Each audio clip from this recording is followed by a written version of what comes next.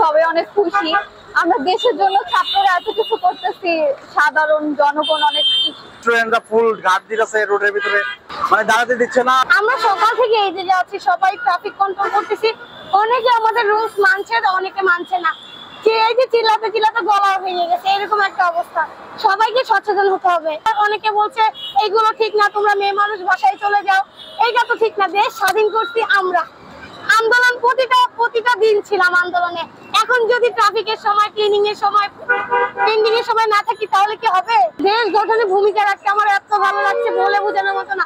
মানে নিজের উপরে আমি অনেক প্রাউড করছি যে না, আমি দেশ স্বাধীন করতে পেরেছি। ট্রাফিকের অভাবকে পূরণ করার চেষ্টা করতেছি। আমরা তো ওইরকম ভাবে ট্রেনিং আমাদের নেই, তাও আমরা বেসিক জ্ঞান থেকে যতটুকু সম্ভব আমরা চেষ্টা করছি যে যেন হচ্ছে ট্রাফিকের যে জ্যামটা বা কিছু এখানে অন্য সমস্যা যেগুলো এগুলো নিরসন করার জন্য যতটুকু আমাদের পক্ষে সম্ভব আর কি।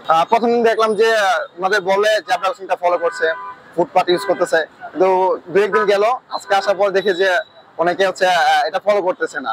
মাঝখানে বাস থামাচ্ছে, মাঝখানে রাত্রি ওঠানামা করছে, বললে শুনতে চাচ্ছে না। প্রথম দুই দিন ভালোই শুনছে, এখন মনে হয় যে একটু ওনারা আগের যে গতানুগতিক যে একটা ব্যাপার আছে ওটা চলে আসতেছে। আমরা সব ছাত্ররা মিলে, ইউনিভার্সিটির ছাত্ররা মিলে এখানে রাস্তা ট্রাফিকের দায়িত্ব পালন করতেছি। যতদিন পর্যন্ত পুলিশ না আসবে আমরা ততদিন পর্যন্ত দায়িত্ব পালন করে থাকবো। আমাদের পুলিশ ভাইয়েরা অনুপস্থিত, তাদের অনুপস্থিতিতে আমাদের ছাত্র হিসেবে যেহেতু আমরা আন্দোলনের শুরুতে থেকেই আছি বা আমরা সুন্দর একটি বাংলাদেশ চাচ্ছি, তার জন্য আমরা আমাদের নিজ উদ্যোগে আজকের এই ট্রাফিক নিয়ন্ত্রণ করতে আসছি। আসলে আমাদের সবারই উচিত যার যার অবস্থান থেকে যতটুকু পারে এগিয়ে আসে। ছাত্র আন্দোলনে এই স্বাধীন হওয়ার পর আসলে আমাদের মধ্যে অনেক আনন্দ কাজ করছে। তারপরে আমরা চাই যে দেশটা যেন আসলে সুশৃঙ্খলভাবে এবং আগের মতো নৈরাজ্য না চলে খুব সুন্দরভাবে দেশটা পরিচালনা করতে পারে।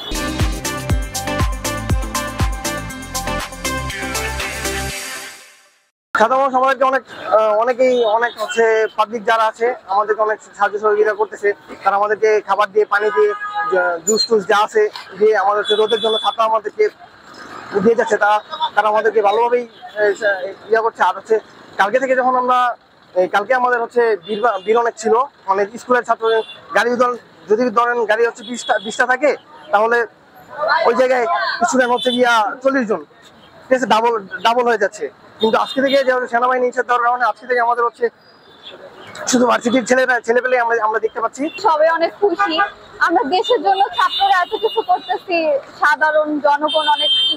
আমরা চাচ্ছি এমন বাংলাদেশ যেখানে জনগণের কোনো ভয় থাকবে না, যেখানে সবাই অনেক প্রাউডলি চলতে পারবে, স্বাধীনভাবে কথা বলতে পারবে, স্বাধীনভাবে সবকিছু করতে পারবে, কোনো ঝড়গা কিছু সৃষ্টি থাকবে না এখানে।